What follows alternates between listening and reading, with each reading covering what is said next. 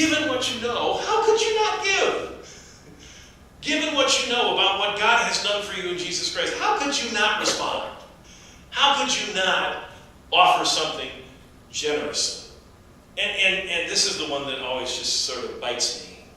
He says, give, believing that if you have need, God will provide for you. You know, that I might need it someday thing that lets us hold on to everything, right? He's saying it's okay to give some of that away, because in the same way that God's using you to take care of the folks in Jerusalem, should you have a need, God's going to use somebody else to take care of you. That's what he's saying. You can trust that God is able. You can trust that God will provide, so you don't have to hoard it all. And by the way, be cheerful about it. Now, come on. You look around on Sunday morning when it's time to receive the offering in your congregation. But you know, there are places in the church globally where it's the most celebrated moment in worship. And it's danced forward.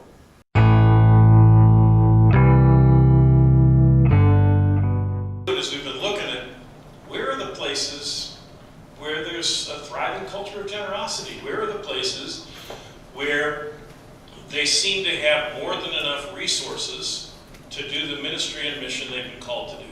What are the common threads that we see in those places? And so this presentation is based in large part on that. These are the things we've seen that help make a culture of generosity happen and help to sustain it. Somebody asked me about the slides and if these would be available, and of course they will be. This is your ministry. We're your partners, and so this material is available to you. We're going to talk about these conditions that foster generosity. And the first one, I could number these and say, well, there are really kind of 6. And then this one would not be in the numbers because it's supposed to be a given. And that first one is leadership. If leadership is not on board, the culture of generosity is not going to happen. And it starts with the pastor.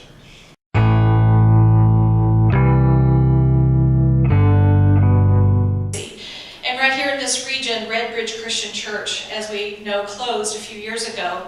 They created a permanent fund with the Christian Church Foundation. We have a picture right here, Shanna Stites, Community Christian Church, who is here representing Bethany Fellowships. So Red Bridge decided with their remaining cash assets, they gave the building to the Kansas City Autism School, but their cash assets are invested with the foundation. And each year the income is divided 2 ways. Half of it is going to Bethany Fellows to help young clergy in the early years of their ministry. And half of it, yes, thank you, as represented by Laura Phillips. Oh, we got to get you. And then the other half is going to Foxwood Springs Residence Council as a way to take care of ministers in their declining years. Money moves ministry, and we need to be very positive about those dollars in order to make sure that the intended purpose is there.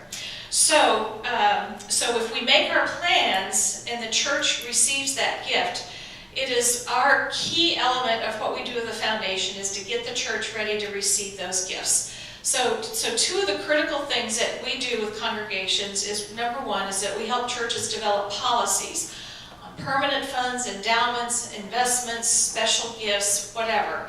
So that when that gift is released, it's not a matter of if somebody's going to leave you money, it's a matter of when they leave you money, that you don't have that huge board fight, and that there's a policy in place that says, when we get the gift, this is what we do with it, and this is how we invest it, and this is how we spend the income.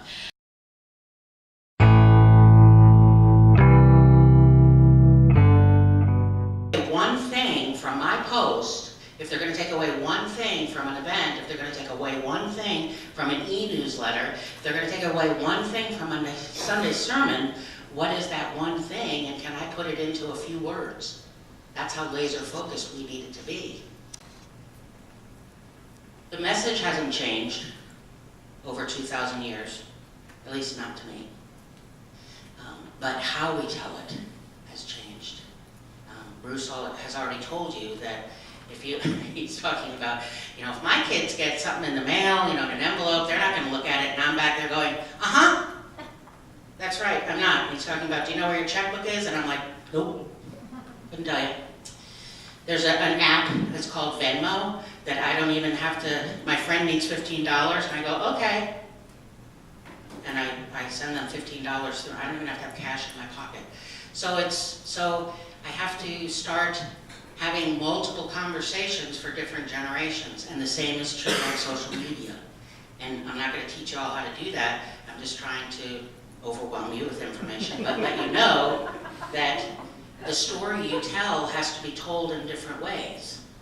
How you ask for a donation online has to be asked in different ways. A baby boomer has different values than a Gen Z. Right? A Gen X has a different value system than Generation Y. They overlap, but they respond to different words. They respond to different images. They respond to different stories. However, you still have one story. You just have to learn how to tell it in different ways.